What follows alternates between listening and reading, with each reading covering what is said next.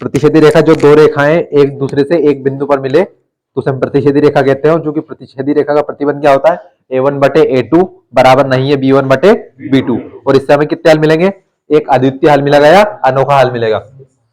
बात हुई प्रतिच्छेदी रेखा की, क्योंकि हम इसका हल निकाल सकते हैं। तो अब अगर हमसे कोई इसका उत्तर पूछे कि भैया इसमें उत्तर इसका संगत होगा कि असंगत होगा, तो किस प्रकार का बताएंगे हम, असंगत क्यों बताएंगे। जब दो रेखाएं, हमारे पास दो रेखाएं हो, दो रेखाओं के दो समीकरण हो, अगर उनके उत्तर हम निकाल सकते हैं, अब उनका उत्तर एक आए या एक से अधिक आए, अगर उत्तर आता है तो उत्तर कैसे होंगे, वो संगत होंगे। अगर उत्तर नहीं आता है तो फिर किस प्रकार के होंगे, असंगत होंगे। रेखाएं और समीकरण दोनों आपके असंगत होंगे। हाँ, सिर्फ उत्तर से मतलब है आपका उत्तर एक आए या एक से अधिक आए। अब चूंकि हमने दो रेखाएं पढ़ी, एक प्रतिच्छेदी रेखा, दूसरी पढ़ी थी समांतर रेखा, सॉरी संपाती रेखा, हालांकि हमने दूसरी कल समांतर पढ़ी थी, एक तो हमने प्रतिच्छेदी पढ़ी। तो इसमें हल किस प्रकार का होता है, प्रतिच्छेदी रेखा में इसमें होता है अद्वितीय,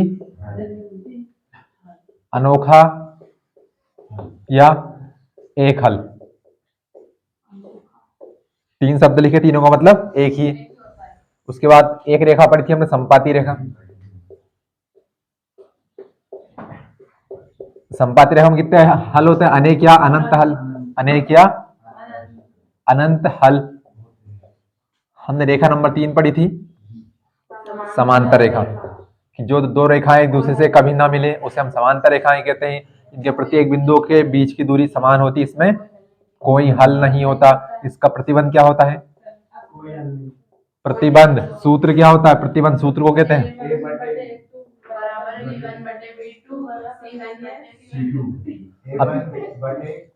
हाँ आप देख के भी नहीं बता पा रहे, सामने देख लो आप तो। अरे बस सामने देख लो, देख के नहीं बता पा रहे। इसमें एक हल मिलेगा, अद्वितीय हल मिलेगा या अनोखा हल मिलेगा, इसमें अनेक हल मिलेंगे, लेकिन इसमें कोई हल होगा क्या। तो इन दोनों के उत्तर किस प्रकार के होंगे, इन दोनों के उत्तर होंगे संगत, यानी कि इसका हल कैसा होगा, संगत हल होगा। हल यानी सॉल्यूशन संगत हल होगा, हल चलाने वाला है ही नहीं है खेत में। उसके बाद इसमें हल किस प्रकार का होगा, इसमें असंगत हल होगा, यानी कि इसमें हमारा सिस्टमेटिक सटीक उत्तर नहीं आएगा। क्यों नहीं आएगा, क्योंकि दोनों रेखाएं एक दूसरे से मिल ही नहीं रही, तो उनके द्वारा कुछ उत्पन्न होगा ही नहीं। यहाँ पर ये एक बिंदु पर मिलती है, एक हल होगा, यहाँ पर सभी बिंदुओं पर शांत होती है तो अनेक हल होंगे, लेकिन यहाँ पर कोई हल नहीं होगा। ध्यान इतना रखना है कि इन दोनों में संगत हल होगा और इसमें असंगत हल होगा। प्रश्नावली 3.1 सवाल नंबर 3, मोस्ट टाइम की सवाल, 7 नंबर का पाठ है, 7 नंबर, आपको पता ना कितने होते हैं, 3 कम 10, SEVEN 7, 7। एक सवाल आएगा आपका 4 नंबर का, एक सवाल आएगा आपका 2 नंबर का, और एक आएगा 1 नंबर का, यानी कि छोटे सवाल भी आएंगे यहाँ से, बड़े सवाल भी आएंगे, और 1 नंबर का विकल्प भी आएगा। आप टेस्ट में क्यों नहीं आए आप, हाँ आप ही से पूछ रहे, आया करो भैया, नुकसान तुम्हारे ही।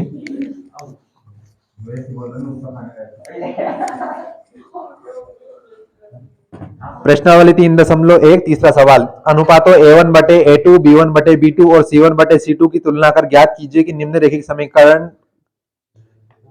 के युग्म संगत है या असंगत है। कुछ नहीं करना, हमें सिर्फ इनके रैखिक समीकरणों को उठाना है, रैखिक समीकरण। और ये रैखिक समीकरण किस प्रकार के हैं, दो चर वाले रैखिक समीकरण। तो कितने चर है इसमें,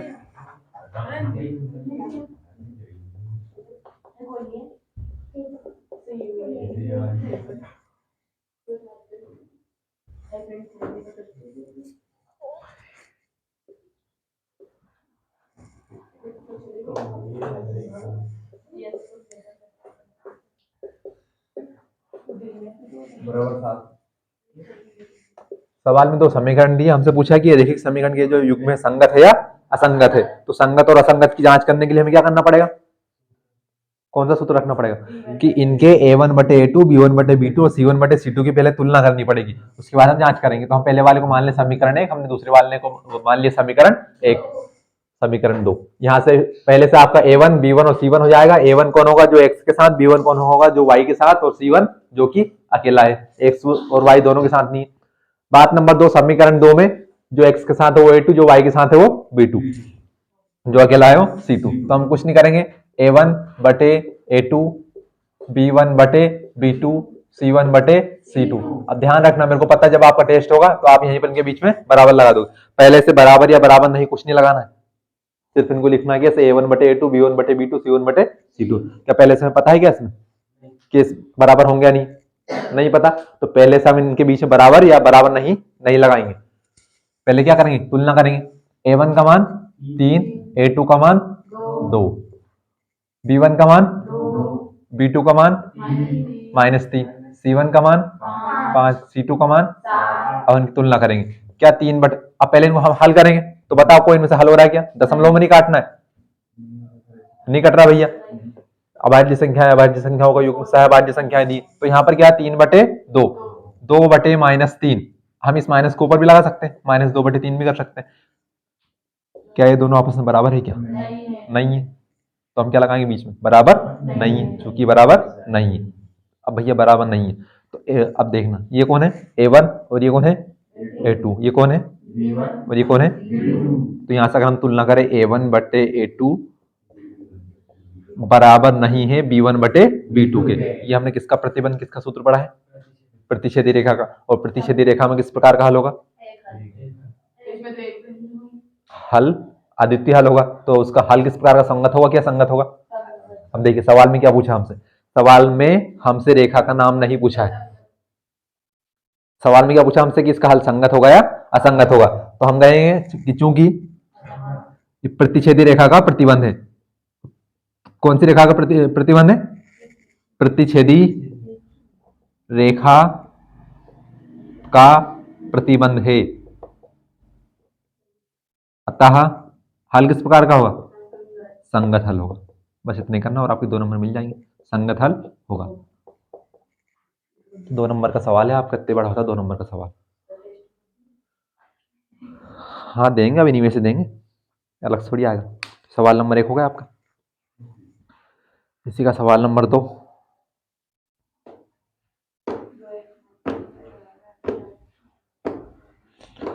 सवाल नंबर 2 बताओ क्या लिखा है? 2x माइनस 3y बराबर 4x माइनस 6y बराबर एक समीकरण 1, समीकरण 2। कुछ नहीं करना, हमें a1, a2, b1, b2, c1, c2 की आपस में क्या करनी है, इनकी हमें तुलना करनी है। तो तुलना करने के लिए पहले हम इनके मान सेपरेट करेंगे, मान निकालेंगे। तो a1 का मान जो समीकरण 1 में x के साथ लिखा हुआ कितना 2, a2 कितना है 4, कोमा b1 का मान कितना -3, b2 का मान -6, c1 का मान कितना 8 और c2 का मान कितना 9। जो जो हल हो रहे हैं उनका हल कर लो। तो 2 एकम 2 दूने माइनस से गया माइनस, 3 एकम 3, ये कटेगा क्या? नहीं कटेगा। तो यहाँ से कितना लिखा बचा 1/2, यहाँ से कितना बचा 1/2 और यहाँ से कितना बचा 8/9। तो भैया पहला और दूसरा बराबर है 1/2 1/2 के, क्या 1/2 8/9 के बराबर है क्या? नहीं है, तो यहाँ पर हम लगाएंगे बराबर नहीं है। हम तुलना करेंगे इनकी, ये किसका मान है a1 और a2 का, ये किसका मान है b1 और b2 का, ये किसका मान है c1 और c2 का। अब ध्यान से देखिए क्या a1 और a2 आपस में बराबर है क्या? है ना, a1 और a2, a1 अनुपात a2 बराबर b1 बटे b2 आपस में बराबर है, लेकिन b1 अनुपात b2 और c1 अनुपात c2 क्या बराबर है क्या? तो हम यहाँ इनको काट देंगे कि बराबर नहीं है। अभी किस प्रकार की रेखा बनेगी? अतः रेखा कौन सी है? संपाती हो गई है, अतः रेखा समांतर होगी, समांतर होगी। तो हल किस प्रकार का होगा? तो हल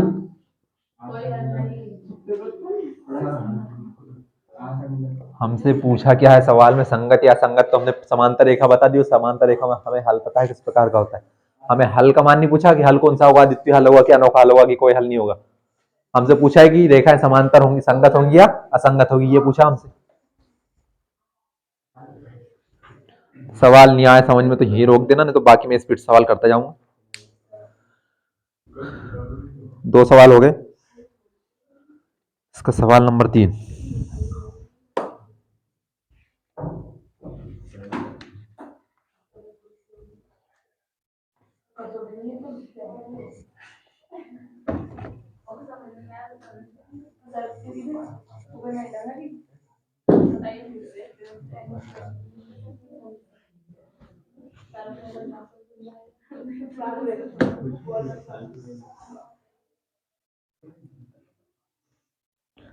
परीक्षा इतना नहीं दिखाएंगे, परीक्षा बहुत।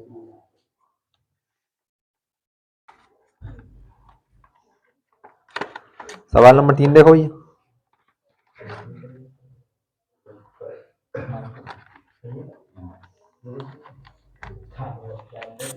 तीन बटे 2x प्लस 5/3y बराबर 7, 9x माइनस 10y बराबर 14। दो समीकरण दिए, समीकरण ने पूछा है कि क्या ये निम्नलिखित समीकरण युग्म संगत है या असंगत है। ये का टेस्ट में पूरे से पूरे नंबर लाने के लिए क्या इनाम?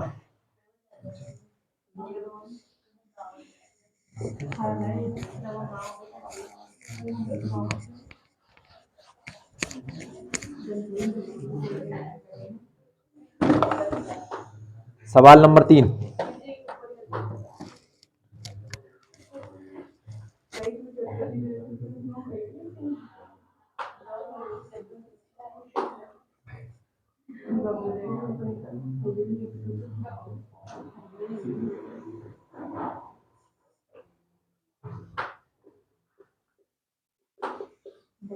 पहले वाले को हमने मान लिया समीकरण 1, दूसरे वाले को मान लिया समीकरण 2। फिर वही बात कि सवाल का कथन कॉमन है सभी के लिए। हमसे पूछा है निम्नलिखित समीकरण युग्म के हल संगत है या असंगत है। तो हम वही काम करेंगे कि हम a1 अनुपात a2 बटे वाली संख्याओं को हम अनुपात बोल सकते हैं, a1 बटे a2 या a1 अनुपात a2, b1 अनुपात b2, c1 अनुपात c2। इनकी क्या करनी है, आपस में हम तुलना करके देख सकते हैं कि संगत है या असंगत है। तो सबसे पहले हम a1 का मान उठाएंगे, कितना है 3/2, बटे बीच में क्या है बटे या अनुपात, a2 का मान कितना है 9। अब ध्यान से देखिए 9, अब a1 का मान बटे में था, a2 का मान बटे में नहीं, अच्छा नहीं लगेगा, मन से क्या लगा दो 1 लगा दो भाग में, बस इतना सा करना। b1 का मान 5/3, फिर हमने बटे वाली लाइन लगाई, b2 का मान माइनस का 10, चिन्ह सही लिखना है, माइनस का 10, इसके बटे में कुछ नहीं है तो 1 लगा दिया। यहाँ पर देखो कितना c1 7, c2 14, इनको है नहीं जरूरत क्योंकि दोनों के बटे में कुछ नहीं, दोनों का मत लगाओ। अब हमें पता है कि इस बटे के बटे में संख्या हो तो संख्याएं ऊपर जाकर पलट जाती हैं, तो पलटा दो इनको। तो क्या लिखा 3/2, 9 बटे क्या हो जाएगा 1/9। अब बेसिकली संख्याएं पलट क्यों रही हैं, क्योंकि ये इसमें हम भाग दे रहे हैं इसका, तो इसलिए पलट रही है। तो 3/2, ये कितना लिखा था 9/2, तो एक कायम हो जाएगी, भाग से सीधे गुणा में हो जाएगी। ध्यान रखने दो, आप प्लस माइनस में कर दो, 3/2 ऐसा का ऐसा, फिर चिन्ह लगाया गुणा का, संख्याएं पलट गई। पिछली बार बताया था मैंने क्यों पलटती है। 5/3 गुणा कितना, अभी माइनस का भले आप यहां पर ऊपर लगा दो, माइनस का 1/10, और यहां पर 7 एकम 7 और 7 दूने 14, क्या हुआ माइनस, आप ऊपर लगाओ या नीचे लगाओ बात एक ही, अगर 2 माइनस होते तो कैंसिल हो जाते। अब 1 माइनस है तो संख्या ये पूरी संख्या क्या है, ये पूरी संख्या माइनस में, तो अब ये माइनस आप यहाँ पर लगाओ, यहाँ पर लगाओ, यहाँ पर लगाओ या यहाँ पर लगाओ, कहीं पर लगा दो। तो हम सीधे हम पता हम ऊपर लगाते तो हमने ऊपर लगा दिया इसको। जो हल हो उनका हल कर लो। तो 3 एकम 3 और 3 तिया 9, तो कितना बचा, 1 का गुणा 1 में किया, 3 का गुणा 6 में किया, 3 का गुणा 2 में किया, 6 आया, सॉरी 5 एकम और 5 दूने, तो 1 का गुणा 1 में किया, और काय का आएगा माइनस का, क्योंकि माइनस है, माइनस प्लस माइनस, बटे में 3 का गुणा 2 में किया 6, और यहां से कितना बचा 1/2। अब ध्यान से देखिए, क्या ये दोनों पद आपस में बराबर है, क्या बराबर है। माइनस का मतलब क्या होता है कि जितनी संख्या जीरो का आगे उतनी संख्या माइनस जीरो के पीछे है। प्लस का मतलब क्या होता है कि हमारी जेब में पैसे हैं। माइनस का मतलब क्या है कि हमारे पास पैसे भी नहीं और इतने रुपए देना भी है हमें। माइनस का मतलब क्या होता है, कर्जे वाली संख्या। ये संख्या प्लस की और ये संख्या माइनस की, ये संख्या जीरो से अधिक है, ये संख्या जीरो से कम है, तो क्या ये दोनों आपस में बराबर होंगी क्या, एक जीरो की इस तरफ आएगी, एक जीरो की इस तरफ आएगी, तो मान लीजिए एक यहाँ पर आएगी तो कहां पर आएगी, तो ये दोनों आपस में बराबर कहां से हुई, माइनस 1/6, 1/6 क्या है, दोनों आपस में बराबर है, बराबर है। क्या माइनस 1/6 -1/6 के बराबर है, बिल्कुल बराबर है, लेकिन 1/6 -1/6 के बराबर नहीं है। ध्यान रखना, एक संख्या प्लस की और एक संख्या माइनस की कभी भी बराबर नहीं हो सकती। और क्या है, दोनों आपस में बराबर है क्या? तो चूंकि पहला और दूसरे बराबर नहीं है, हमें तीसरे से मतलब ही नहीं है, लेकिन हमने फिर भी वहां पर लगा दिया। ये कौन है? A1 और A2। ये कौन है? तो हमने तो प्रतिबंध पढ़ा है कि पहला और दूसरा बराबर किसमें नहीं होता? प्रतिच्छेदी रेखा में। हमें तो याद ही नहीं आ रहा है कि अतः रेखा किस प्रकार की होगी?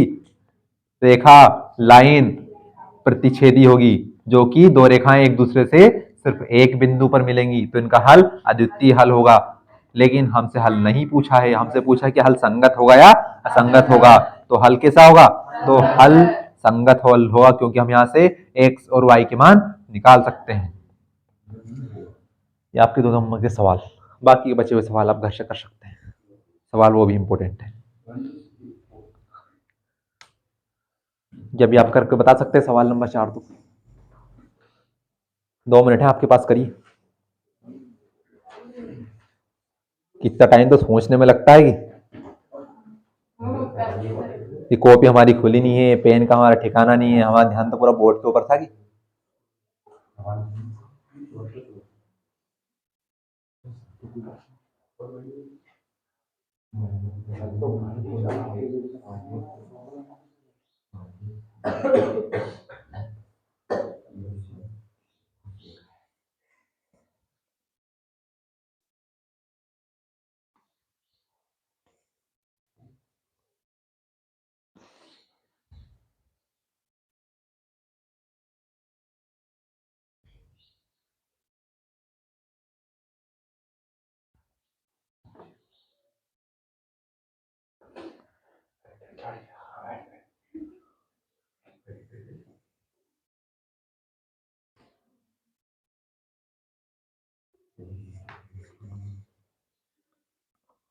क्या ये उतार रहे हैं क्या? अभी इतना बड़ा सवाल थोड़ी है।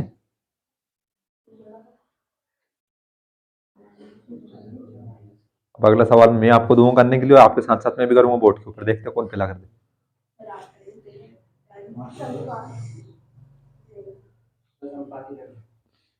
मैंने रेखा का नहीं पूछा, मैंने हल का पूछा। संगत संपाती रेखा में असंगत हल होता है क्या? संपाती रेखा में हल किस प्रकार के होते हैं? अनेक हल होते हैं। तो अनेक हल होंगे तो फिर कौन सा संगत होगा ना? उत्तर हम निकाल सकते हैं, भले ही एक हल हो या अनेक हल हो, संगत होगा। लेकिन अब ये देखो, समांतर रेखा लिखी, अब इसमें हम हल निकाल ही नहीं सकते, कोई हल नहीं होता, तो इसका हल कैसा होगा? असंगत होगा। एक मात्र रेखा समांतर रेखा का हल असंगत होगा, बाकी इन दोनों के संपाती का और प्रतिच्छेदी का संगत होगा। ध्यान रखना। कौन सी रेखा है आपकी? 5/-10 1/2 1/2 1/2 -1/2 -1/2 -1/2 सही है आपका।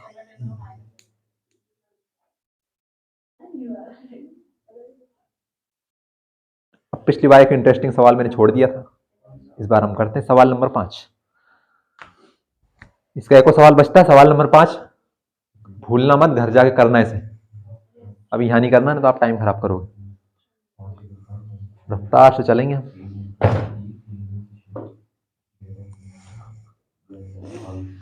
सभी का नहीं आया अभी संगत। अरे इतनी धीरे हाथ चलाएं, कैसे काम चलेगा?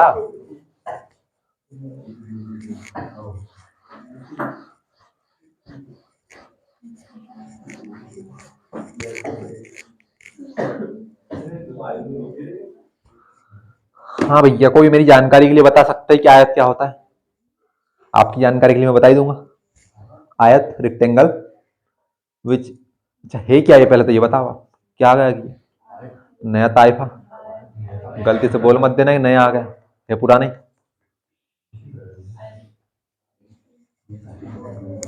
तीन सवाल मैंने कर दिए, एक सवाल आपने यहीं पे कर लिया, एक सवाल आपको घर जाके करना है। सवाल नंबर 3 मोस्ट टाइम पे सवाल है परीक्षा में, ध्यान रखना। इसका दूसरा सवाल पढ़ो तो क्या लिखा है इसका दूसरे सवाल का कथन, पेज पलट के सबसे नीचे, कि अनुपातों A1 A2 B1 B2 C1 C2 की तुलना कर ज्ञात कीजिए कि निम्न समीकरण युग्म द्वारा निरूपित रेखाएं एक बिंदु पर प्रतिच्छेद करती है, समांतर है अथवा संपाती है। वही A1 A2 B1 B2 C1 C2 की तुलना करनी है। और हमने यहाँ पर रेखाओं के नाम लिखे थे ना। रेखा किस प्रकार की होंगी? रेखा संगत असंगत होती है? प्रतिच्छेदी, समांतर अथवा संपाती। तो बस उतना ही लिखना, उसका आगे कुछ नहीं आना। क्यों? क्योंकि वहां पर क्या पूछा आपसे, सिर्फ रेखाओं के नाम। लेकिन सवाल नंबर 3 में क्या पूछा है, संगत होंगे या असंगत। जो सवाल ने पूछे वही लिख के आना है। तुलना एक प्रकार से ही करनी है, A1 अनुपात A2, B1 अनुपात B2, C1 अनुपात C2। थोड़ा सा हल करना, उसके बाद देखना। सवाल नंबर 2 और 3 एक ही प्रकार से, लेकिन 2 में क्या पूछा है, रेखाओं का नाम। लेकिन सवाल नंबर 3 में रेखाओं का नाम नहीं पूछा है, पूछा है संगत होगा या असंगत होगा। पता चला आपसे पूछा संगत और असंगत, आप लिख के आगे रेखाओं का नाम, आपका 1 नंबर वही काट लेगा 2 में से, क्योंकि उन्होंने तो पूछा है कि संगत होगा या असंगत होगा। तो प्रतिच्छेदी और संपाती में संगत होते हैं, तो समांतर में कोई हल नहीं होता, तो हल किस प्रकार का होगा, असंगत। देखो आप सीख रहे हैं, इतना अच्छा याद आता। सवाल नंबर 5,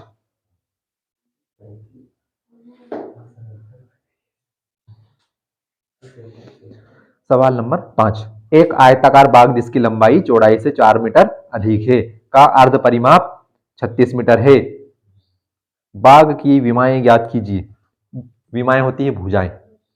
आयत है चतुर्भुज का एक प्रकार जिसकी आमने सामने की भुजाएं आपस में बराबर होती है, साथ में 2 विकर्ण होते हैं। क्या दोनों की लंबाई आपस में बराबर होती है या नहीं होती, ये आप बताइए। होती है, होगी या नहीं होगी, दोनों में से विकर्ण की लंबाई आपस में बराबर होती है। अब बात नंबर 1, अधिक का मतलब क्या होता है। अधिक का मतलब क्या होता है कि मेरे पास आपसे 5 रुपए कम है। मैं बोल रहा हूं कम है, मैं गरीब आदमी, तुम्हारे से कहां ज्यादा पैसे होंगे मेरे पास।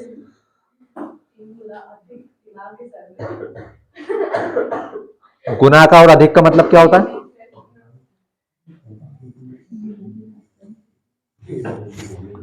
गुना का और अधिक का मतलब क्या होता है कि गुना का मतलब हमें गुणा करना है। कौन, एक उठो और आगे बैठ जाओ शांति से। भैया बोलो, बैठ जाओ कोई भी एक। भैया दोनों उठो, एक यहां बैठो और एक यहां बैठो, दोनों उठो। अरे जल्दी से उठ जाओ भैया, टाइम नहीं है। पार्ट बड़ा 7 नंबर का, और तुम यहां बैठो आगे। नाइंसाफी किसी के साथ नहीं होगी। गोदी में बैठ जाओ उनके, आ जाओ थोड़ा आगे आओ थोड़ा। सबसे पहली बात, आयत क्या होता है, जिसकी आमने सामने की भुजाएं आपस में बराबर होती है। परफेक्ट एग्जांपल देख सकते हैं आप, सामने बना हुआ बोर्ड किस आकार का है, आयत के आकार का है। ये तो हो जाएगी इसकी लंबाई, तो इस पत्ती के बराबर ये वाली पत्ती है। ये हो जाएगी इसकी चौड़ाई, क्या इस पत्ती के बराबर इस पत्ती की लंबाई है। तो ये क्या हुआ आपकी चौड़ाई, यानी कि आयत जिसके आमने सामने की भुजाएं बराबर होती है। साथ में विकर्ण, विकर्ण क्या होते हैं, जो विपरीत कोनों को मिलाए। अब विपरीत कोने कौन से होते हैं, मान लिया जाए उनके 4 कोने बन रहे हैं, ए बी सी डी। तो अगर हम ए को किससे मिला दे, सी से मिला दे, बी को किससे मिला दे, डी से मिला दे, तो ये क्या बनेंगे इनके विकर्ण, जिसकी लंबाई भी आपस में क्या होगी, बराबर। विकर्ण मेरे कोने पे गए ही नहीं, तिरछे चले गए, क्या करें, ठंडी थी, ये गए कोने के ऊपर घूमते हुए, अब लेके जाना तो पड़ेगा। यानी कि अगर इस कोने को उस कोने से मिला दिया है नीचे वाले से, और इस नीचे वाले कोने को सामने वाले ऊपरी कोने से मिला दिया जाए, तो ये क्या बनेंगे, आपके विकर्ण बनेंगे। यानी कि आयत में दोनों विकर्णों की लंबाई भी आपस में बराबर होती है। अब भैया सवाल में ये कहा, ये तो होगी इसकी चौड़ाई, और हमेशा याद रखना लंबाई का मान चौड़ाई से हमेशा अधिक होता है। किसी एक सवाल, एक आध सवाल में नहीं होता, वो सवाल अपवाद होता है आपका। बाकी ये जो आपकी लंबाई होती है हमेशा अधिक होती है चौड़ाई से। अगर कहते कि आयत की लंबाई, अब किसी की लंबाई भी हो सकती हो तो, लेकिन यहां पर आयत दिया, तो लंबाई उसकी चौड़ाई से कितना अधिक है,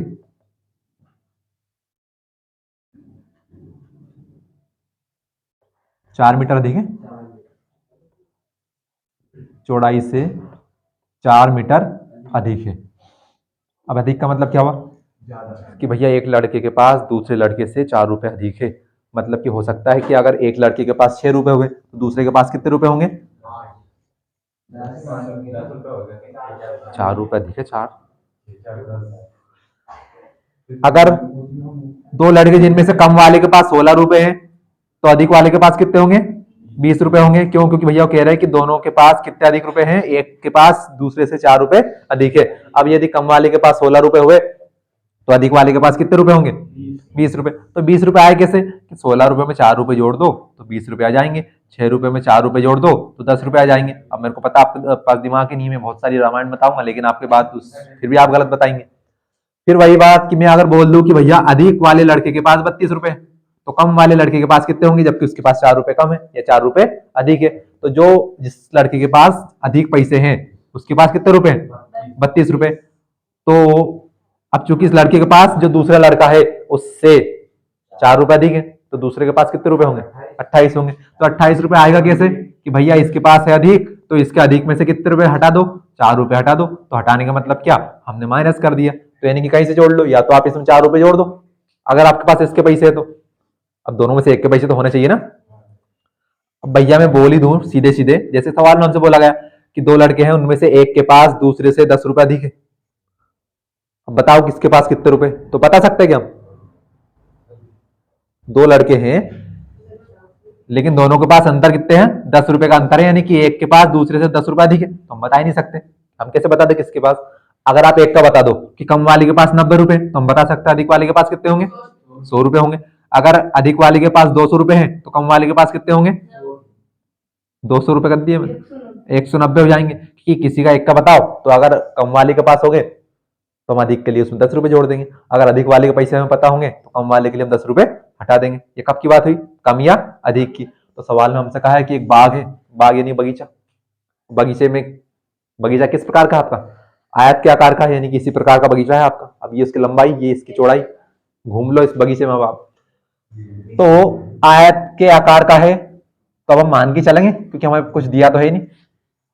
तो लंबाई अधिक है किससे, चौड़ाई से। तो यानी क्या, तो हम चौड़ाई को मान ले, कुछ ना कुछ तो मानना पड़ेगा। तो हमने मान लिया, और माना क्या कि बाग की चौड़ाई, बाग की चौड़ाई हमने लिख दिया। चौड़ाई में बड़ी की मात्रा आती, सॉरी बड़ी आती है छोटी आती, बड़ी आती है, बड़ी आती, यानी कि बाग की चौड़ाई। अब हमारे पास क्या इसकी लंबाई है क्या, नहीं है। और गणित में पहले का हम मानते हैं कि अगर नहीं है मान लो उसको x, बाद में देखेंगे जो कुछ भी हो। तो बाग की चौड़ाई क्या हो गई हमारी, x हो गई। तो अब सोच समझ के क्या आप मेरे को बाग की लंबाई बता सकते हैं क्या, बाग की लंबाई। अब चौड़ाई हो गई भैया, आप बताओ लंबाई आप कितनी होगी, बताओ बाग की लंबाई कितनी होगी। अब मेरे को पता है कि आपके पास दिमाग रत्ती भर के 4 होगी बस, तो फिर हम इसके हम 8 नहीं कर देते। 4 अधिक का तो उसका मान दिया कि आपको, मैंने यहाँ पर क्लियर मान दिया था आपको, यहाँ पर मैंने मान दिया था कि पास 200 है लेकिन उसके पास 10 रुपए कम है दूसरे से, तो हमने माइनस कर दिया था, बढ़ा दिया था। हमने यहाँ पर भी ऐसा कर दिया था 4 रुपए का अंतर। वाई क्यों मान लेंगे हम, वाई नहीं मानेंगे, दोनों की तुलना की है ना। यहां पर हमें एक का मान दिया था 200 रुपए, और दूसरे के पास से 10 रुपए कम था, तो हमने उसका मान वाई माना था क्या, हमने सीधे सीधे निकाल लिया था ना। तो यहाँ पर हमारे पास अब पहले का मान है ही नहीं, मान लिया हमने एक्स, एक्स जो भी संख्या होगी, एक्स तो संख्या है ना, एक्स एक 4 संख्या कुछ भी इसका मान आएगा, तो अब हम मान के बैठे एक को, तो इसी से तुलना करनी पड़ेगी ना। हम 2 लोगों की तुलना कर रहे हैं, एक के तुम्हें दूसरे से टेस्ट में 2 नंबर अधिक आए, तो हमें ऐसा थोड़ी कि अब एक का नंबर पता होगा हमें, एक के 11 आए, दूसरे कितने आएंगे, 13 आएंगे। तो हम उसको वाई क्यों नहीं माना, क्योंकि हमारे पास एक का मान है। तो यहाँ हम एक का मान के बैठे ना, माना बाग की चौड़ाई हमने मान लिया एक्स है, मतलब है। तो बताओ बाग की लंबाई कितनी होगी, तो सवाल में दिया कि आयत की लंबाई उसकी चौड़ाई से कितनी अधिक है, 4 अधिक है। 4 चुको 20, पहले 4 चुको 16 होता है, गुना में और अंतर में अंतर, एक हमने मान तो लिया, तो चौड़ाई x माइनस एक कहां से आ गया ये बताओ। अब सिंपल सी बात ये बताओ कि अगर उसकी लंबाई उसकी चौड़ाई से 4 मीटर अधिक है तो हम कितना जोड़ेंगे उसमें, 4 ही जोड़ेंगे। अधिक में और गुना में अंतर होता है। अगर कहे कि लंबाई चौड़ाई से 4 गुना है, यहाँ पर कितना लिखा अधिक, और अगर कहते हैं 4 मीटर गुना है या 4 गुना है, 4 को हटा दो, अभी आप मीटर को हटा दो, ये लिखते 4 गुना है, तो फिर हम क्या करते संख्या में 4 का गुना करते। लेकिन अधिक का मतलब क्या होता है, अधिक का मतलब होता है प्लस। अगर कम की कहते तो कम का मतलब क्या होता है, माइनस। कम और अधिक का तो मतलब समझते ना, तो कम और अधिक का मतलब में तो हम क्या करेंगे, प्लस या माइनस जो भी कहेगा। लेकिन गुना का मतलब क्या होता है, हमें गुना का मतलब हमें पता है कि गुना का मतलब ये वाला गुना होता है, ये एक्स नहीं होता। गणित में क्या होता है, गुना, यानी कि जो भी एक संख्या होगी हम दूसरे में कितना क्या कर देंगे, 4 का गुना। अगर वो कहते हैं कि 4 गुना है, लेकिन क्या अभी आपसे 4 गुने की बात हुई क्या, नहीं हुई। अभी क्या आपसे कम की बात हुई क्या, नहीं हुई। सिर्फ किसकी बात हुई, अधिक की बात हुई। तो लंबाई का मान चौड़ाई से 4 मीटर अधिक है। लंबाई को हमने मान लिया x, मान लिया जाए हमारा लंबाई का मान कितना है 10 होता, तो हम चौड़ाई को यहाँ पर कितना मान लेते, चौड़ाई को मान हमारा 10 होता तो लंबाई को कितना मान लेते हम 4 मीटर अधिक है। डस्टर रखा मेरे पास यहीं पे। आयत की लंबाई चौड़ाई से 4 मीटर अधिक है। चौड़ाई का मान अगर हमारा 10 होता तो लंबाई कितनी हो जाती 14। तो ये 14 आती कैसी, ये 10 में 4 प्लस कर दिया तो कितना आ गया, तो हमारे यहाँ मान 10 है क्या, तो हम 10 में 4 प्लस क्यों करेंगे, तो x प्लस 4, तो लंबाई कितनी हो जाएगी x प्लस 4। कि दादा जो भी चौड़ाई के मान है, जो भी चौड़ाई का मान है उसमें क्या कर दो 4 जोड़ दो, क्योंकि यहाँ पर क्या कह रहा है 4 अधिक है, इतने कहा ना आपसे 4 अधिक है, तो जो भी इसका मान है उसमें क्या कर दो आप 4 जोड़ दो। धीरे पढ़ती तुम्हारे दिमाग में पल्ले बात, सोचो कितना धीरे दिमाग है तुम्हारा। वो आधो से ज्यादा तो अभी भी समझ में नहीं आई होगी, लेकिन नहीं पूछेंगे हम। महान आत्माओं ध्यान से सुनो, अगर हमारे पास चौड़ाई का मान कुछ भी होता तो हम उसमें क्या करते थे 4 को जोड़ देते, लेकिन चौड़ाई का मान हमारे पास नहीं है तो हमने मान लिया। अब मानना एक को ही हम, क्योंकि दोनों की आपस में तुलना कर लिया ना। अब सीधे सीधे देखो, अगर हम एक को x मान ले और दूसरे को y मान ले तो क्यों मान ले, मान सकते हैं हम, ऐसी कोई बात नहीं, लेकिन फिर हमें सवाल यहाँ पर लंबा जाएगा, यहाँ हमारा सवाल छोटा जाएगा, हल्का सा जाएगा। सीधे सीधे क्या करें कि जो आपकी बाग की चौड़ाई है उससे बाग की लंबाई आपकी 4 मीटर अधिक है, तो हमने बाग की चौड़ाई को मान लिया x, तो बाग की लंबाई कितनी हो जाएगी x प्लस 4। क्या हम यहाँ पे 2-4 वाले देख सकते, चलो छोड़ो आप, तो हम इसको y मान लेते, सवाल उससे भी हो जाता, लेकिन सवाल 10 तरीके से हो सकता है। परिमाप क्या होता है आप मेरे को ये बताओ, आपने परिधि पढ़ी नहीं पढ़ी व्रत में, तो परिधि क्या थी 4 ओर की अधिकतम लंबाई, कि अगर हमारा खेत हो और हमारा खेत नहीं हमारा कुआं, तो जो कुआं के रिंग के आसपास की लंबाई है वो क्या हो जाएगी उसकी परिधि। अब मान लिया जाए खेत हमारा वृत्ताकार नहीं है, बनाना तो हमारे हाथ में,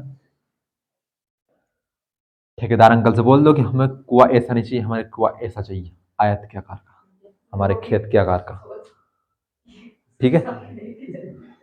क्या होगा, मान लीजिए कमरा, अरे गड्ढा देखा नहीं देखा आपने, सेफ्टी टैंक, हम पता कहाँ पहुंचेंगे, अब आप वहीं पहुंचेंगे, हमारा दिमाग ही वही है। तो भैया देखिए, आप तो मत जाओ गड्ढे पर भी, छोड़ो गड्ढे को, बाग के बगीचा देखे होगा आपने, खेल का मैदान तो देखे होगा, या फिर ये बोर्ड देख लो किस प्रकार का है आयत का। तो जिस प्रकार हमने व्रत में पढ़ा ना कि जो ये आसपास की लंबाई, इसको हम क्या कहते हैं, तो इसको व्रत में परिधि कहते हैं। लेकिन त्रिभुज में और चतुर्भुज में ये आसपास की कुल लंबाई को, यानी खेत है अगर हमारा आयत के आकार का, तो इसकी चारों खेत की लंबाई को हम क्या बोलेंगे परिमाप। लेकिन हमें परिमाप नहीं दिया, क्या लिखा अर्ध परिमाप। अर्ध परिमाप, अर्ध का मतलब क्या होता है आधा, अर्ध चांद यानी कि आधा चांद, अर्ध गोला यानी कि आधा गोला, तो यानी कि अर्ध परिमाप यानी कि आधा परिमाप। तो आधा परिमाप कैसे, कि देखिए इसमें क्या होता है, आमने सामने की भुजाएं आपस में क्या होती है बराबर होती है, आमने सामने की भुजाएं आपस में क्या होती है बराबर। तो भैया हमें तो आयत के परिमाप का सूत्र नहीं पता। अब आधा का मतलब तो पता है ना कि 10 का आधा कितना होता है 5, कैसे आता है 10 माइनस 5, 10 में 8 जोड़ दो, उसमें 3 जोड़ दो, फिर तो आ जाएगा, सॉरी 10 में से 8 घटाओ, नहीं हमें तो लाना कुल मिलाकर 5।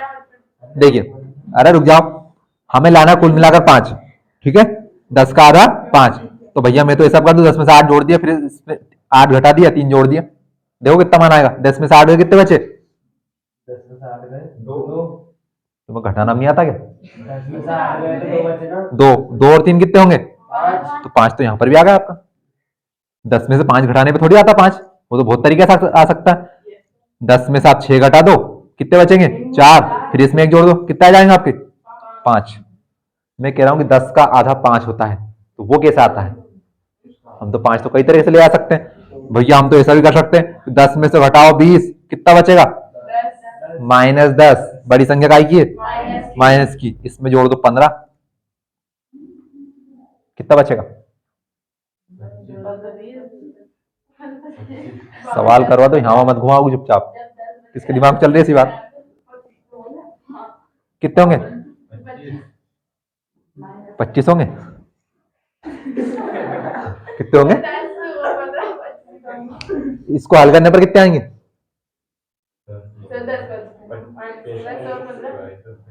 कितने बचे? डस्टर एक ही समझ लो किसका सर फूटना है।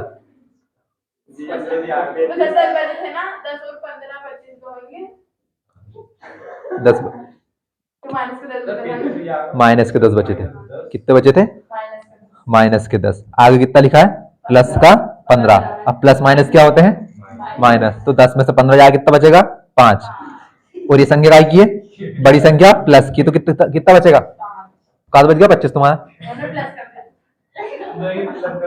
इतना बड़ा तुम्हारा भाई है नहीं? 5वीं क्लास में, 6ठी क्लास में मान नहीं आता। ये सवाल उतार लेना, पूछ लेना उससे, एक बार में बताएगा उंगलियों पकड़ के। तुमने क्यों कर दिया प्लस? तो मन करा क्या? लो, हाँ तुम्हारा कहां से आएगा? 25 15 घर करा देगा। तो मैंने भी प्लस ही लगाया। अच्छा बताओ तो भैया, मैंने क्या यहाँ पे प्लस के अलावा माइनस लगाया क्या? अभी प्लस लगा ना।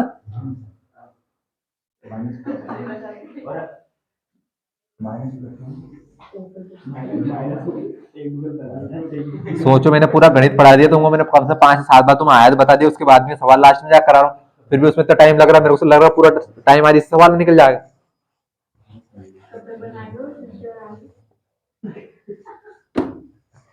भूल गया मैं क्या बता रहा था। अब कल बताऊंगा सवाल। हाँ भैया, तो परिमाप क्या होता है कि चारों भुजाओं की लंबाई, यानी कि अब चूंकि आयत है तो इसमें कितनी भुजाएं दिख रहे हैं? 4 आमने सामने भुजाएं आपस में क्या होती बराबर। यानी कि अगर हम इसको मान ले x, तो ये भी कितना जाएगा आपका x। अगर हमने इसको मान लिया y, तो इसका मान कितना जाएगा y। अब हम इसका परिमाप निकालना है। निकालो परिमाप। कैसे निकालो? चारों भुजाओं क्या कर दो? जोड़ दो। क्योंकि आसपास की कुल लंबाई को हम क्या कहते हैं? परिमाप कहते हैं। व्रत में कहते हैं परिधि। और देखिए, व्रत में आसपास की लंबाई को कहते हैं परिधि, लेकिन इस परिधि का थोड़ा सा नाम बदल जाएगा। कब? जब हम त्रिभुज या चतुर्भुज की बात करेंगे। तो त्रिभुज या चतुर्भुज में इसको कहते हैं परिमाप। परिमाप और परिधि एक ही बात है, लेकिन परिधि कहाँ कहेंगे? व्रत में। परिमाप कहाँ कहेंगे? या तो चतुर्भुज में या फिर त्रिभुज में। त्रिभुज की कितनी भुजाएं? 3 भुजाएं, तो तीनों का योग क्या? परिमाप। चतुर्भुज में कितनी भुजाएं? 4। चारों भुजाओं का योग कितना? परिमाप। आयत की आमने सामने की भुजाएं बराबर, निकालो इसका परिमाप कितना बनेगा। तो चूंकि हम जानते हैं आयत का परिमाप, हमें इसका सूत्र नहीं पता। अब तो हम सूत्र बना रहे हैं आयत का परिमाप। तुम्हें नहीं पता, मेरे को तो पता है। आयत का परिमाप क्या होता है? तो देखिए, क्या करो, सभी भुजाओं को जोड़ लो। तो कैसे बनता है? एक भुजा x, दूसरी भुजा भी कितनी? x, और सभी को क्या करना है? जोड़ना है। एक भुजा y और दूसरी भुजा भी कितनी? y। हुआ एक x और एक x, 2x प्लस एक y और एक y, 2y। 2 यहां पर भी दिख रहा है मेरे को, 2 यहां पर भी दिख रहा है। 2 मैंने उठाया कॉमन, तो यहां से कितना बचा? x, बीच में क्या है? प्लस, यहां से कितना बचा? y।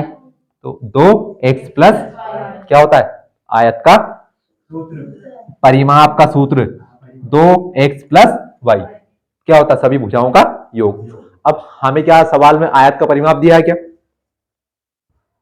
सवाल में क्या दिया है? अर्ध परिमाप। अर्ध परिमाप दिया है ना, तो हम सूत्र परिमाप का लगाएंगे, अर्ध परिमाप का लगाएंगे। तो अर्ध परिमाप का सूत्र क्या होगा? तो अर्ध परिमाप, तो अर्ध, हाँ भैया वो बता रहा था मैं, 10 से 5 कैसे आया। तो 10 से 5 आधा करने के लिए हम किसका भाग देते हैं? 2 का, क्योंकि आधे का मतलब क्या होता है कि एक चीज को 2 बराबर भागों में काट दो। सेब देखी होगी आपने, आधा काटा उसको। अब आधा काटने के लिए कहां से काटोगे? बीच में से काटोगे ना। तो एक सेब को आधा करने के लिए कितने हिस्से होते हैं? तो 2 बराबर भागों में टूटती है। तो ऐसे ही 10 को 2 बराबर भागों में तोड़ना है, तो किसका भाग देंगे हम? 2। ये बात 4 दिन पहले बहुत बताई थी मैंने आपको। आधा करने के लिए कितने का भाग देंगे हम? 2 का। 2 पंजे 10, ऐसे आता है 5। 10 में से 5 घटा दो, मन की राज हमारा 5 घटा दो। तो अब देखिए, हमें इसे भी आधा करना है, तो क्या कर रहे हैं हम? 2x प्लस वाई में किसका भाग दे दें? 2 का दे दें।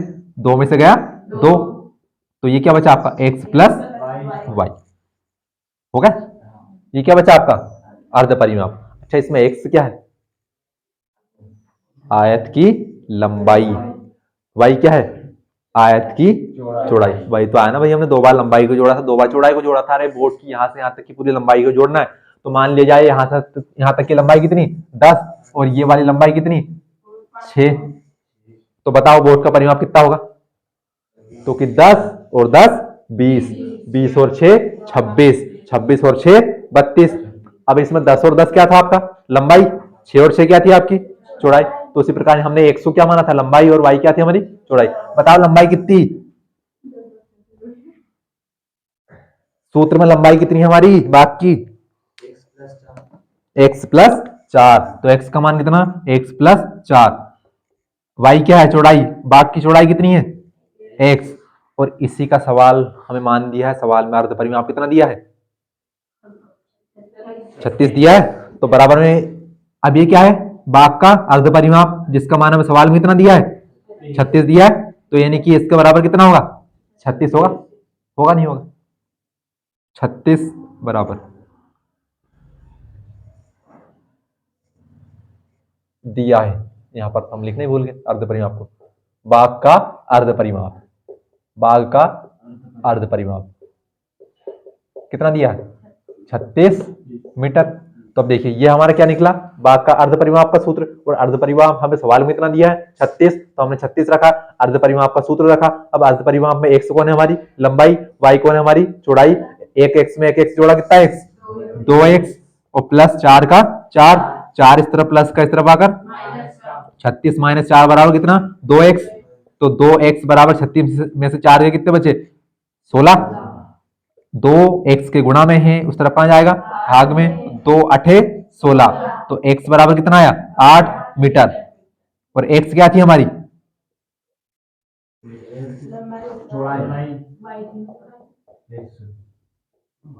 x क्या थी हमारी? बाग की चौड़ाई थी। तो बाग की चौड़ाई कितनी हो जाएगी? x बराबर 8 मीटर। हमसे बाग की भुजाएं पूछे ना, तो बाग की लंबाई कितनी है हमारी? x plus 4, x plus 4। अब बताओ x का मान कितना आया? 8। 8 में जोड़ेंगे 4 कितना हो जाएगा? 12 मीटर। सवाल तो गलत आया हमारा। सवाल तो गलत आया। अरे 8 कहां से आया? गधलो। 36 में से 4 जाएंगे कितने बचेंगे?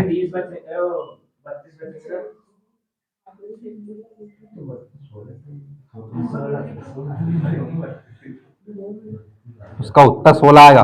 तो दिमाग तेज चलता। देखो मेरा डायरेक्ट उत्तर लिख दिया मैंने वहां पे। 2 एकम 2, 3 में से 2 का कितना बचा? 1, 1 और 2 12, 2 छंगे 12। तो आयत की चौड़ाई कितनी आई? 16 मीटर। तो अब 16 में 4 जोड़े कितने होंगे? 16 और 4 20। तो लंबाई कितनी हो जाएगी? 20 मीटर। 20 और 16 कितने होंगे? ऐसे मत देखो, सवाल हो गया। नहीं आया समझ में? आई क्या? तो ताल लो, पिछली बार नहीं करा था।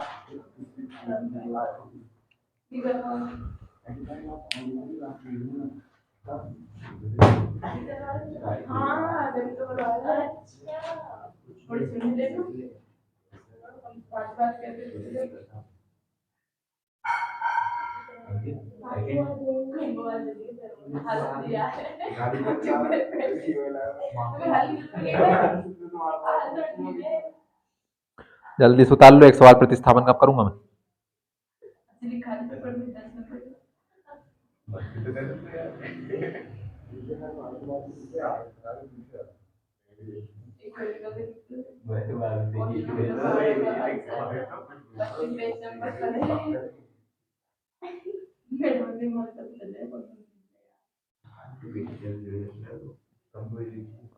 मैडम को पता चलेगा, तुम्हें तो कभी पता नहीं चलेगा।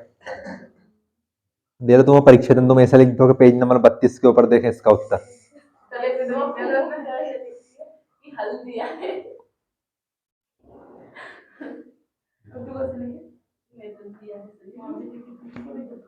और फैल के बैठ जाओ। हाँ तो सो के लेट के लिख लो आराम से।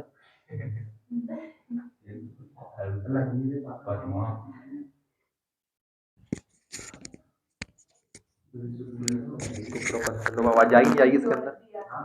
तो मैंने पूरा बंद कर लिया, इसके अंदर आवाज जाएगी नहीं जाएगी?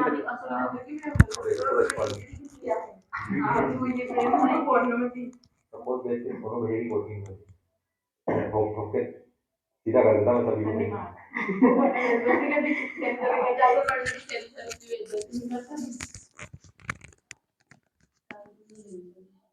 किसकी बेइज्जती की मैंने? किसकी बेइज्जती की मैंने?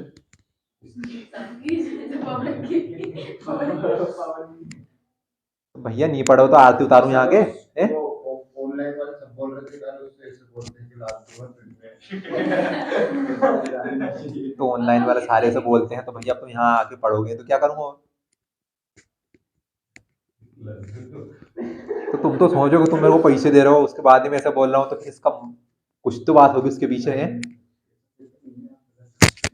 दिल से बुरा लगता है भाई, जब तुम पैसे देते हो तुम पढ़ते नहीं हो, तो पैसे फ्री में नहीं आते। तो ये बात निकालते हो, आपके दांत तो नहीं निकलने चाहिए। तुमने निकले भी हाथ दांत तुम्हारे, अभी भी निकल रहे, देखो तुम। तो फिर अब तुम मना करे किसने निकाले दांत? अब देखो फिर तुम यही के यहीं मतलब झूठ बोल रहे हो, मुकर रहे हो तुम्हारी बात से। तो भैया हंस रहे हो ना तुम, उसके बारे में बोला मैंने, तुम हंस रहे हो। बहस की बात की गहराई को समझते नहीं हम।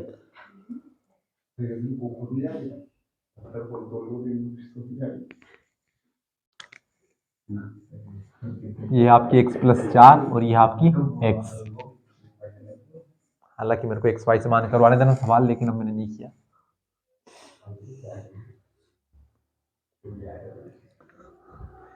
ध्यान रखना, आपने सवाल नंबर 3 और सवाल नंबर 5 कर लिया इस प्रश्नावली का, तो आपके 2 नंबर यहीं से पक जाएंगे। और आपने तीनों प्रकार की रेखाएं याद कर ली, तो समझ लिया आपके 3 नंबर तो यहीं हो गए। बचे 4 नंबर। 4 नंबर एक प्रतिस्थापन या विलोपन विधि भी आप सीख जाओगे। एक क्लास में 7 नंबर मिल रहे, तुम्हें और क्या चाहिए? तुम्हें नंबर नहीं चाहिए, बाकी सब चाहिए। तुम यकीन मानो, अगर एक मार्सा तुमसे यहाँ के किसके क्या परीक्षा देने गया था, परीक्षा बोर्ड लग गया था, तो यहाँ काहे नहीं आ रहे फिर नंबर?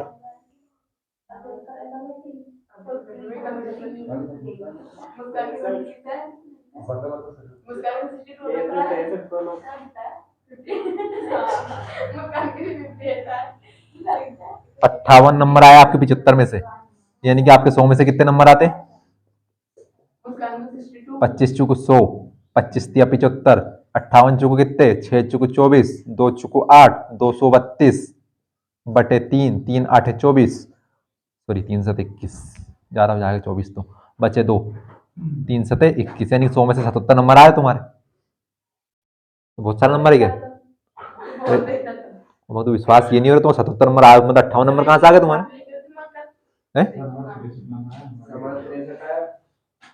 हाँ तुम्हारा तो आ सकते, मेरे को पता तुम कैसे करते हो। हाँ तुम्हारी भी आ सकता है 58 नंबर, मेरे को पता है कैसे किया हो तुम, कॉपी सामने रख के।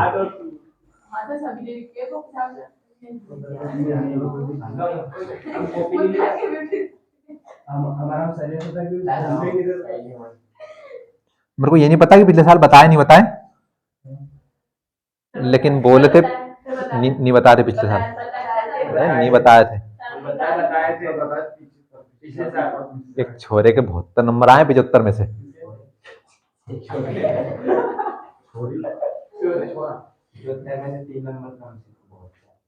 तो वो रहा था, मेरे को विकल्प नहीं आता, और एक 2 नंबर का सवाल नहीं आता, फिर वो विकल्प सही नहीं करता, उसको बता दे दो। छोड़ दिया, मान नहीं सकता, 2 घंटे पेपर कर दो, तेरी स्पीड उसकी।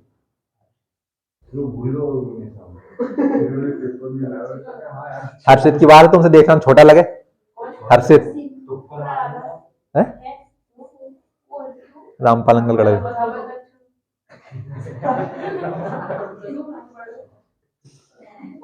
उलझ मत जाना किसी दिन गणित मुझसे, देखने में छोटा हो।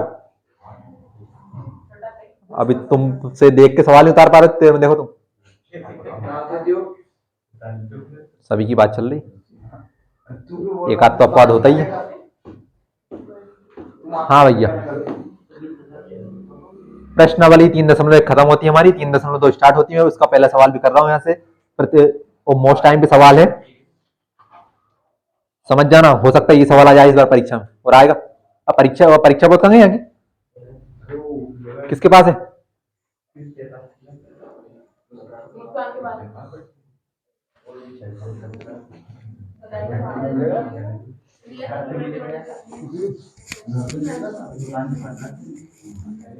विलोम का मतलब क्या होता है?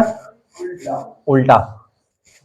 तो बस अब देखिए यहां से आपको पास दो चर वाले रेखिक समीकरण, क्या पार्ट 3 के अलावा और किसी पार्ट में से आएंगे क्या? क्या आपने दो चर वाला रेखिक समीकरण पार्ट 3 के अलावा और किसी पार्ट में देखा क्या? सीधे सीधे नहीं देखा, तो मतलब कि इसी पार्ट में से आएंगे। और अब इस पार्ट में से दो चर वाले रेखिक समीकरण में एक्स और वाई के, जो कि हम मान निकालने की बात कर रहे थे कि प्रतिच्छेदी रेखा में अद्वितीय हल होते हैं। अब बात मत करना समांतर रेखा में कोई हल नहीं होता, संपाती रेखा में अनेक हल होते हैं। तो हम जो हम हल की बात करते हैं वो हल का हम यहाँ से मान निकालेंगे। जैसे कि उदाहरण नंबर 4 मोस्ट आईएमपी सवाल परीक्षा के हिसाब से, परीक्षा के दृष्टिकोण से, जो कि आपकी कॉपी में उदाहरण नंबर 3 करके लिखा शायद, उसे 4 कर लेना आप। मैंने करवा दिया है इसलिए 4, मेरे को याद है पिछली बार करवाया था मैं। 7x - 15y बराबर, देखो अब आप मेरे को ये भी पता है पिछली बार करवाया था, बराबर कितना दिया? बराबर दिया है 2 और एक दिया है x + 2y बराबर 3। इतना ही लिखेंगे सिर्फ कि दिए गए रेखिक समीकरण युग्मों को हल कीजिए, और कुछ नहीं लिखेंगे। पिछली बार लिखा था मैंने टेस्ट में तो कुछ लिखा ही नहीं, उसमें क्या करें हम। अब पहली बात तो ये कि अब इसके ऊपर वाली लाइन पढ़ो आप, उदाहरण नंबर 4 क्या लिखी कि प्रतिस्थापना विधि द्वारा निम्न रेखिक समीकरण युग्मों को हल कीजिए।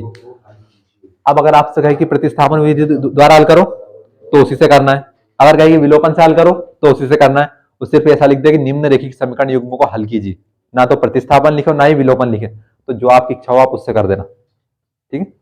आपसे कहते कि आपको अमलाय जाना, बाई रोड जाओ, इस तरफ से जाना, कहे कि भैया कच्चे से जाओ, इस तरफ से जाना, लेकिन आपसे सिर्फ कहे कि अमलाय जाओ तो आप इस तरफ से जाओ या इस तरफ से जाओ, वो आपकी इच्छा है। लेकिन कहे कि भैया रोड से ही जाना है तो इस तरफ से जाना है, अगर बोले कच्चे से जाना तो उस तरफ से जाना है। जाना कहाँ है? जाना अमलाई, उस तरफ से जाओ इस तरफ से जाओ, बात एक ही। लेकिन अगर कहा जाए कि इस तरफ से जाना तो इस तरफ से, और उस तरफ से जाना है तो, अब हमें हल करना है। प्रतिस्थापन और विलोपन दो विधि। विलोम का मतलब क्या होता है? उल्टा। प्रतिस्थापन का मतलब क्या होता है? एक को उठाकर दूसरी जगह पटकना। प्रतिस्थापन, स्थापन यानी स्थापना, गणेश जी की स्थापना करते हैं, पहले कहाँ रखते हैं उनको? मंदिर में लाके रखते हैं, फिर हाँ घर पे एक तरफ बढ़िया, फिर उनकी जहाँ की सजाएंगे, उसके बाद उनकी स्थापना करेंगे। तो प्रतिस्थापन मतलब एक जगह से उठाकर दूसरी जगह रखना। तो कुल मिलाकर आपके पास दो समीकरण होंगे, दोनों समीकरण में आपको क्या करना है? एक्स और वाई के मान निकालने, दोनों विधि से। विलोपन क्या करना है? एक का दूसरे में गुणा करना है, यानी कि उल्टा करना है, इसका गुणा इसमें और इसका गुणा इसमें। अब उल्टा तो ये होता है आग का पानी, इसे उल्टा करना, एक का गुणा 2 में और 2 का गुणा 1 में। लेकिन हमें विलोपन नहीं लगाना है अभी। अभी क्या लगाना है? प्रतिस्थापन। तो यानी कि एक जगह से उठाकर दूसरी जगह पर रखना। तो आपको क्या करना है? दोनों समीकरणों को ध्यान से देखना। देखो कितना बढ़िया लिखा, 7x - 15y बराबर 2, जिसको हम नाम दे चुके समीकरण 1। एक लिखा है x + 2y बराबर 3, जिसको हम नाम दे चुके समीकरण 2। अब दोनों में से आपको छोटा सा बच्चा सा समीकरण देखना है। कृपया बात ना करें और सामने देख ले कि आपको आता है, बात मत करना। बताओ तो मैंने क्या कहा अभी? बात मत करना उसके पहले। 9th वालों को ज्यादा चढ़ा दी मैंने, ऐसा लग रहा है बार बार कि तुम्हारा नंबर अच्छा है, नंबर अच्छा है। बोलो तो मैंने क्या कहा अभी, आप ही बता दो।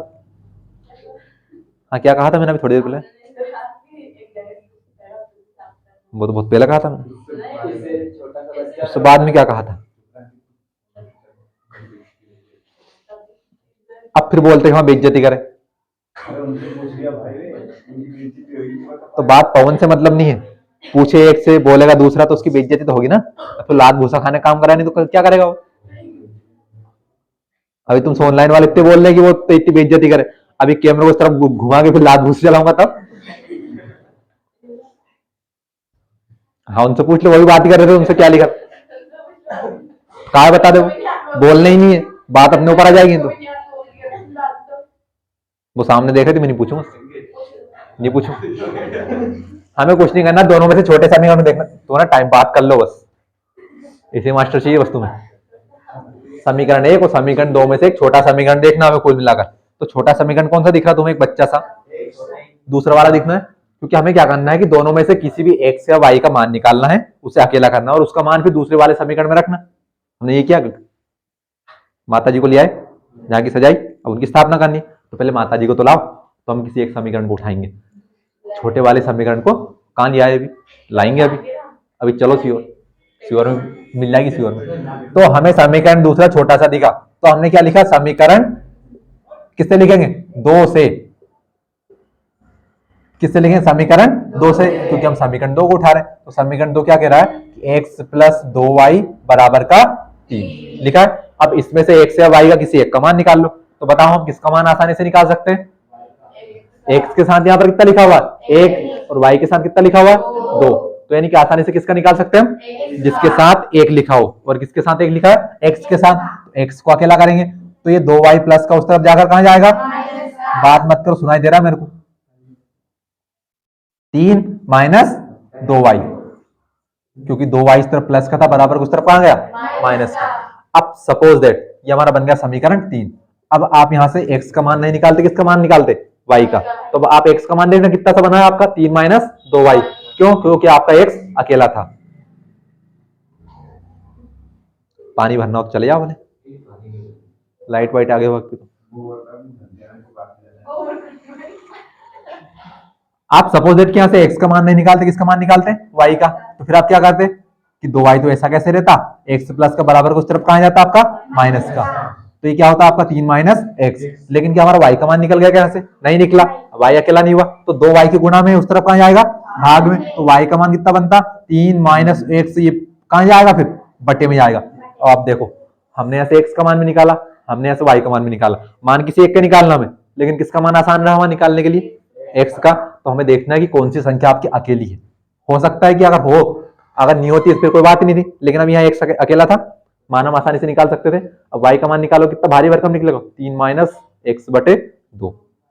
थोड़ा टफ पड़ जाएगा, तो दिमाग लगाना है यहाँ से आपको। दोनों समीकरण में से हम छोटा वाला क्यों देख रहे हैं? क्योंकि छोटे वाले से हमारा मान छोटा सा बन सकता है, इसलिए। तो हमारे x का मान यहाँ से कितना बना?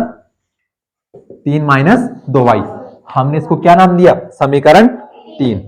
हमें दोनों समीकरणों में से छोटा वाला समीकरण देखना है, उससे हमें x या y जो भी अकेला उसका मान निकालना है। तो हमारा लिखा था x प्लस 2y बराबर 3।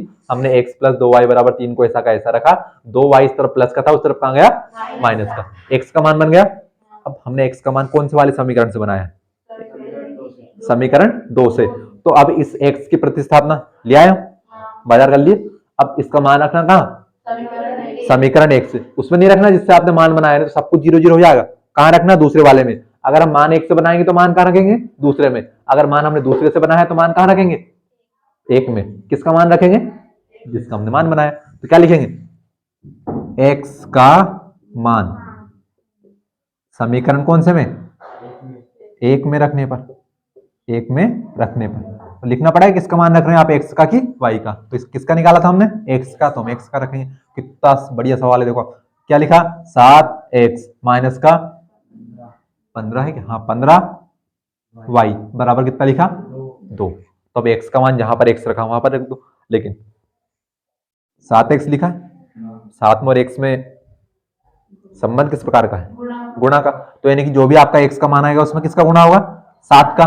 तो 7 कोष्टक का मतलब क्या होता है? गुणा। और हम कोष्टक के अंदर क्यों लिख रहे हैं? क्योंकि ये पद 1 से अधिक है।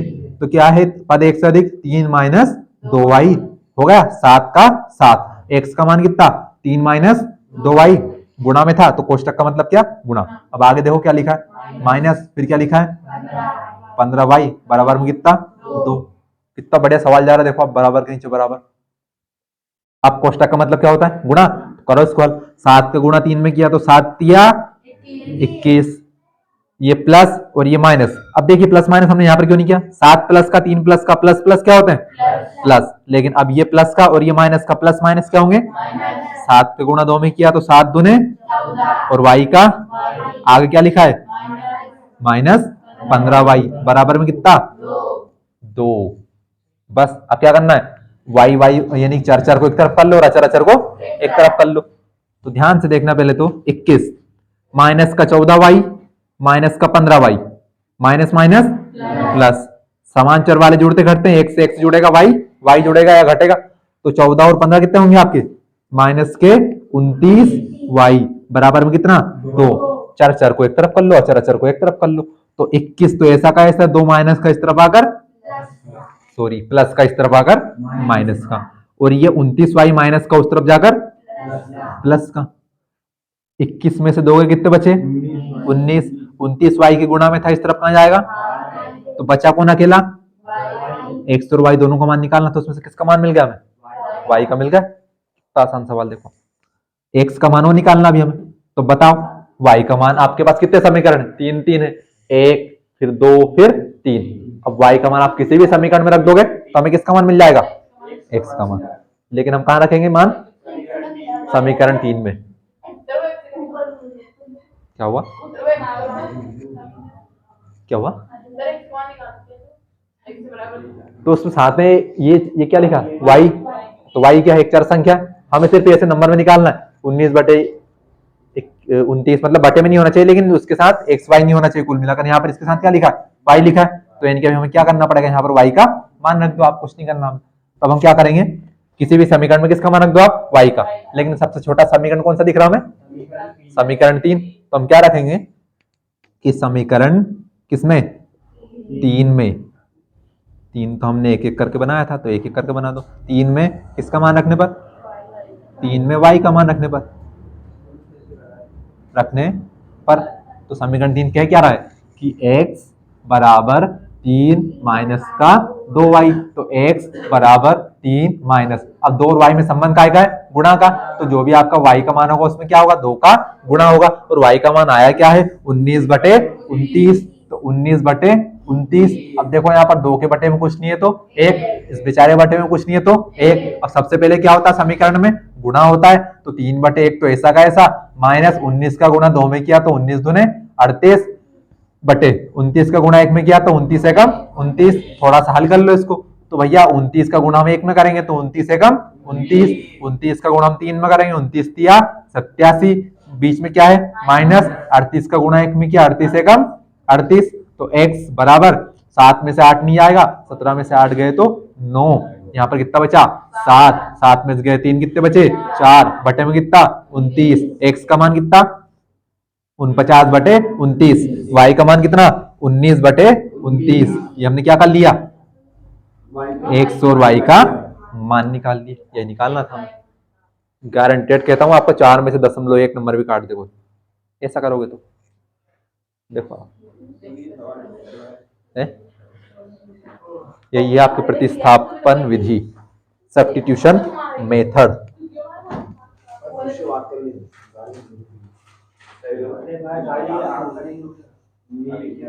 एक सवाल छोड़ा है, उसके साथ ही सारे सवाल कर लेना जितने कराए, तभी नंबर आएंगे।